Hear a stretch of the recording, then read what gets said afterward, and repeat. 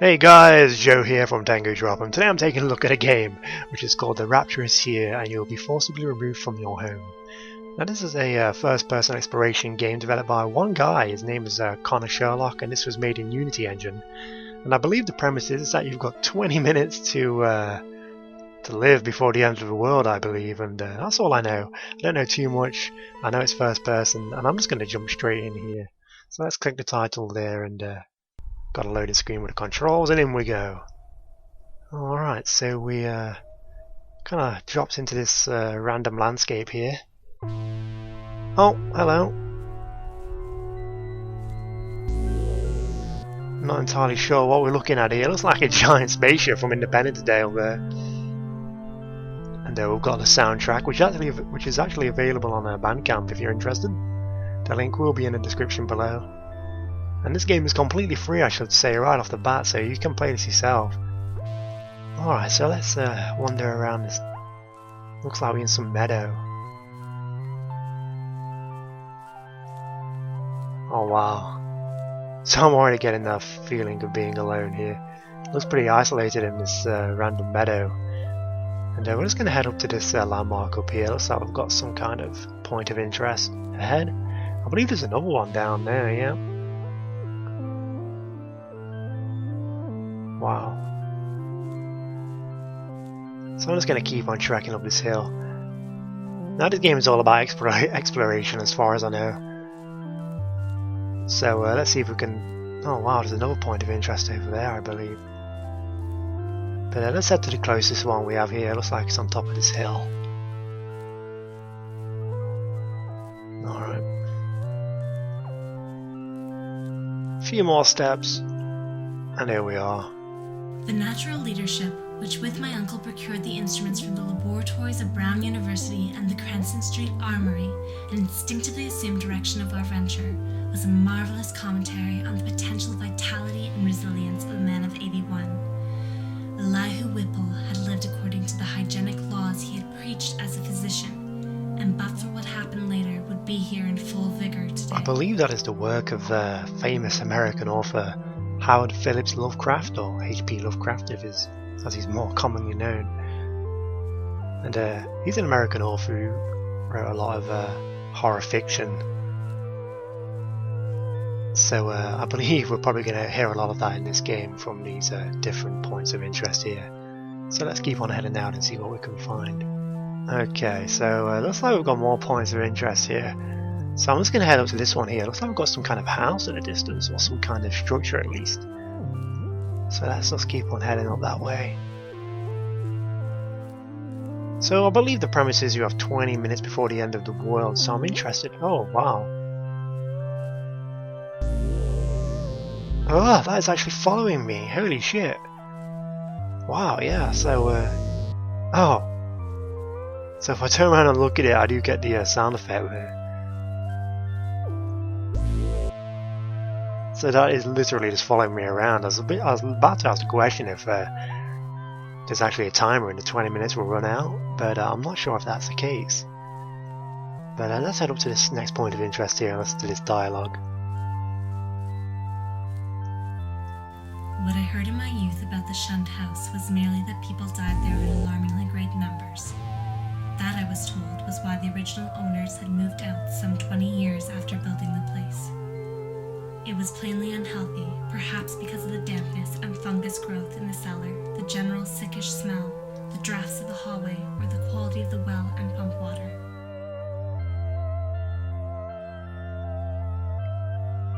Okay, so another piece of dialogue there. It really is just setting the tone for the entire game, in that you are alone here and there's not really much you can do about it. Looks like there's no point of entering this house, which is to be expected. Oh wow, I can see a few more. Oh wow, there's actually quite a few of them. Looks like we've got some white lights in the distance there, blue. I believe there's some red just over this hill. Yeah, but let's make a run for it. We're going to head down to these white lights.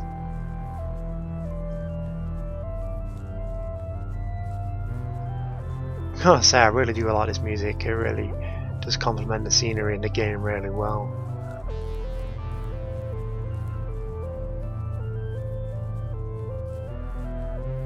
Man, is that actually following me? It is, it's actually hovering over me. Yeah, I see you. So I've got some longer grass on that right hand side. Alright, let's just keep running, we'll get there.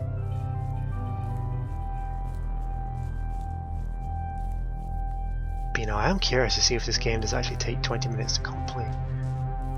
Alright, in the wheat fields, I'm just going to keep running down. Almost there. Almost. So we just got to get over that hill one more time. You know, any narrative-based story game like this, which is all about a kind of narrative and kind of exploration, you always relate it to Dear Esther or a game of that magnitude, I guess. Oh wow, look at the fog.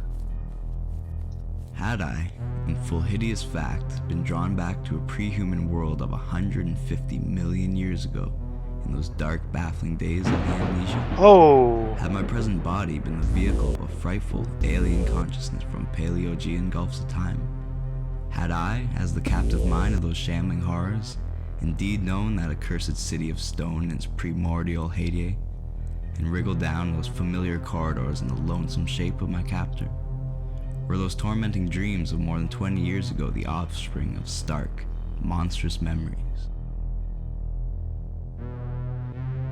Alright, so I don't know if that was some weird mouse glitch, but I did start to lose my foundations a little bit there. I honestly thought that ship was trying to abduct me for a second. Okay, we're kind of running through a foggy meadow now. It's getting a little bit more eerie in this game. That is still chasing me. I don't think that's going to stop. Alright, let's keep pushing forward. We have another point of interest over here. And there's so much more. There's like a long distance to go to the red lights, which I saw on my right on the top of that hill on the other side. Okay. Got these rock formations. My name is Nathaniel Wingate Peasley, and those who recall the newspaper tales of a generation back, or the letters and articles in psychological journals 6 or 7 years ago, will know who and what I am. The press was filled with the details of my strange amnesia in 1908 until 1913. So there's another one not too far away here. I'm just going to run over to this. Looks like it's fenced off on the far side there. That's probably a point of... oh, I can jump. I do have the space button, yep. Maybe I can hop it, but maybe not. I'm just going to run to this point of interest, and I believe there's another one over there, a blue one. It was on Thursday, May 14th, 1908, that the queer amnesia came. The thing was quite sudden, though later I realized that certain brief, glimmering visions of several hours previous, chaotic visions which disturbed me greatly because they are so unprecedented, must have formed premonitory symptoms. My head was aching, and I had a singular feeling, altogether new to me, that someone else was trying to get possession of my thoughts. The collapse occurred around 10:20 a.m. I slumped down, unconscious, in my chair, in a stupor from which no one could arouse me. Nor did my rightful faculties again look out upon the daylight of our normal world for 5 years, 4 months, and 13 days. It is, of course, from others that I have learned what followed. Yeah, so I experienced another kind of shakingness there. I don't know, quite sure what it is, but I hear thunder and then I start to shake. I'm not sure if it's something to do with the dialogue. I'm not sure if it's actually happening in the world I'm in. But we have another point here, and then we can head to the blue one on the far side, I believe. But we are coming at some trees here. It'll be interesting to see if I could navigate between those. I'm not completely alone here, guys. There's no one else in this. There's no NPCs. There's nobody.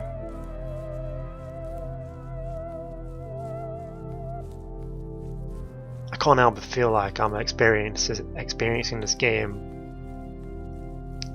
probably differently than I should be. Because obviously I'm doing commentary as I play this. I might if I played this in silence in the dark, maybe I'd feel a little bit more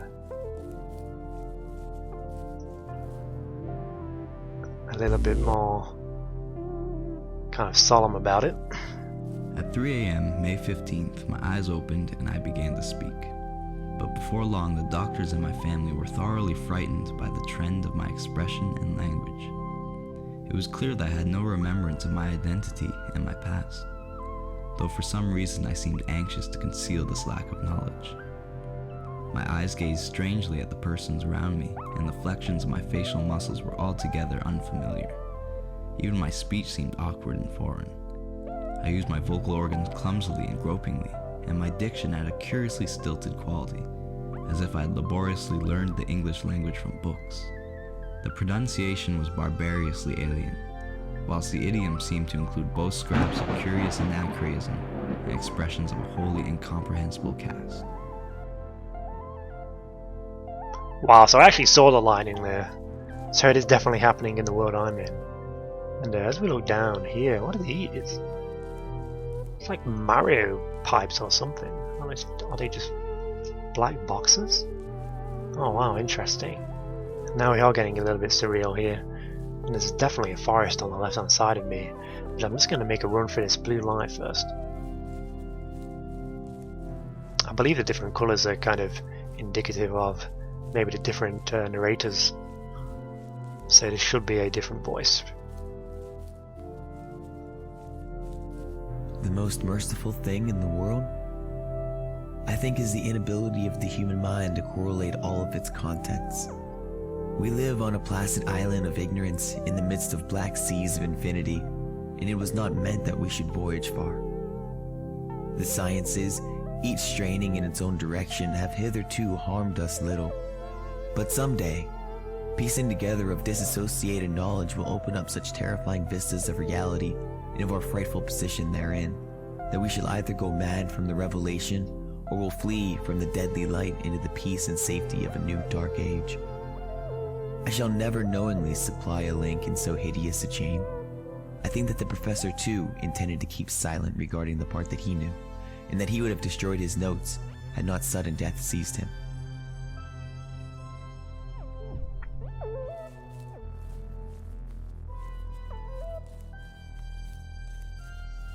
So I see a blue light in the distance there. That'll be another piece read by this narrator. I'm curious to head into this forest, and I believe I can see like power lines in the distance. So I'm gonna head left. Just to, oh wow, okay.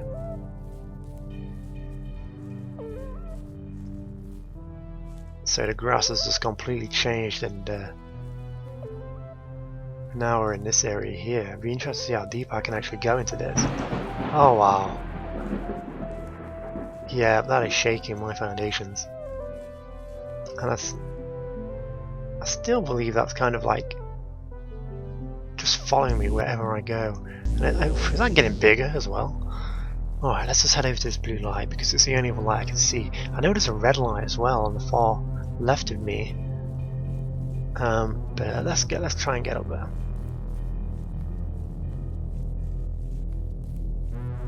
Go, run before you get abducted. I'm not even sure if that's a thing, but I feel like I'm definitely feeling the threat of it with that behind me, and it looks so big right now. Jesus. Alright. Just gotta get around this rock. Oh, proper uphill struggle. Alright, here we are.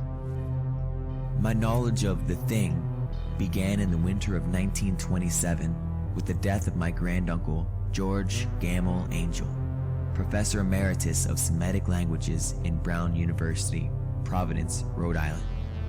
Professor Angel was widely known as an authority on ancient inscriptions and had frequently been resorted to by the heads of prominent museums.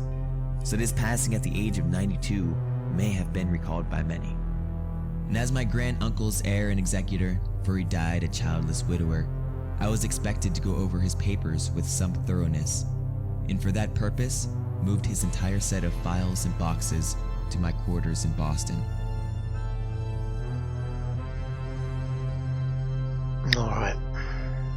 Oh, wow, I fell. Alright, let's just keep running. I would like to make my way through those trees, and I've completely lost sight of the red light now. Oh wow, the music's yeah, well there's the red light. That may be the next point to head to. I mean, it's, oh wow, yeah. I'm starting to shake. I can't tell if it's the world, I can't tell what it is. Alright, let's just keep heading out, guys. I see the red light. I'm gonna head through that, through the trees here and just try and make my way there. In fact, it's the only other light I can see. Whether there is more or not, I do not know.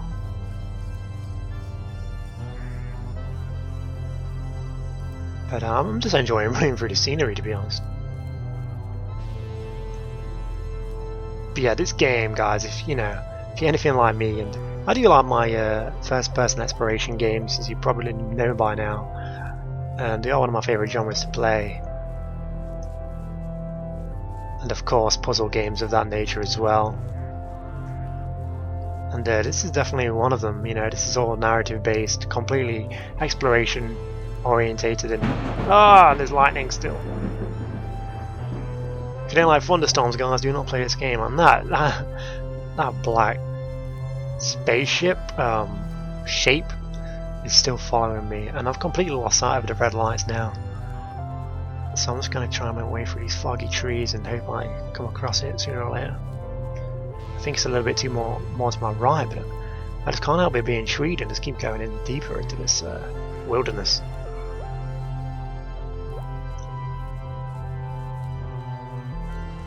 Will it end? I don't know. How big is this place? And there's no lights in this in between these trees or anything either. I can't even see a clearing at this point. So I'm just going to keep pushing through, and that music is getting pretty awesome. It really does suit the mood of the game. Yep, and there's the lightning again. Oh yeah, and that is so huge right now. That is like completely overtaking my kind of skybox. And we are in some kind of like log cabin here. No point of interest there. Nothing to click, of course. Oh my god, I'm like completely blowing it up, I believe. And the drums are kicking in this music. Yeah, I'm actually starting to feel like time is running out, Maybe it's all in my head, I don't know, but I feel like that is getting a lot larger in scale. And the music is definitely picking up. And I'm completely blocked off by these rocks. Fantastic. And the lightning is still coming down hard on me. Yeah. Wait, did I see a light in the distance?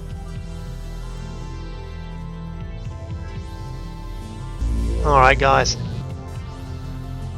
No, that's a blue light. Oh yeah, that is completely above me now. I've got a well here with a bucket on it. Wait, I see yellow. Where is that red light? There's red, I see it. Alright, let's push towards it, guys. Let's do it. Almost there. I think it's just behind this rock.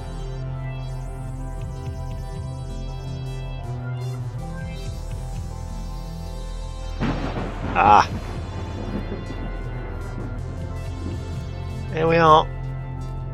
West of Arkham, the hills rise wild, and there are valleys with deep woods that no axe has ever cut. There are dark, narrow glens where the trees slope fantastically, and where thin brooklets trickle without ever having caught the glint of sunlight. On the gentler slopes there are farms, ancient and rocky, with squat moss-coated cottages brooding eternally over old New England secrets in the lee of great ledges.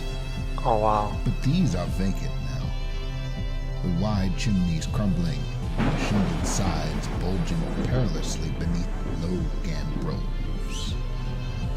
The old folk have gone away, and foreigners do not like to live here. French Canadians have tried it.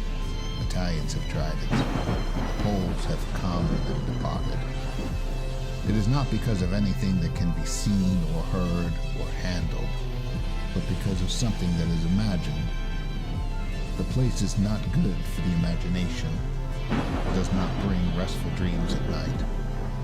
It must be this which keeps the foreigners away, for old Ammy Peace has never told them of anything he recalls from the strange days. When I went into the hills and vales to survey for the new reservoir, they told me the place was evil. Alright guys, so I'm seeing white and yellow spots now on my screen. The lighting is definitely getting more frequent, the music is definitely getting more progressive and louder, and it seems to be getting a lot darker, like the fog is completely overtaking the whole forest now. And I have no idea what these lights mean, but I believe it's coming to an end, guys. Holy crap. I'm just going to keep pushing forward. But I feel like this could be over any second, and I don't like it. I'm actually experiencing the Rapture right now, like right now. Ah, rock faces, there's no way out. Yeah, I'm surrounded in. Oh my god, these lights. Guys. Oh. Oh wow, this is this is intense.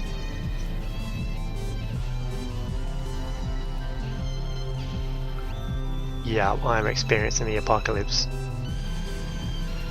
I actually feel like I'm dying. This is crazy. Yeah. Oh my god.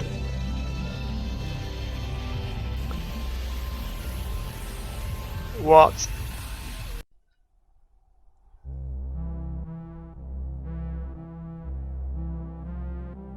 Wow. So, there it is, guys.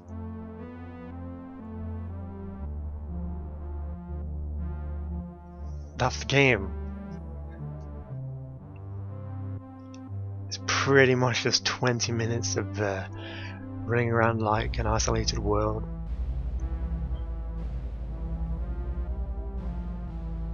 Reading the words of H.P. Lovecraft, and as you can see in the narration, is voiced by those fine voices there. And yeah, guys, the soundtrack was pretty intense. Definitely recommend going to check that out on Bandcamp. I will put a link in the description. You know, very interesting game. You know, it's just one of those first-person narrative-driven games, which I thoroughly enjoy playing, especially when it's only 20 minutes long.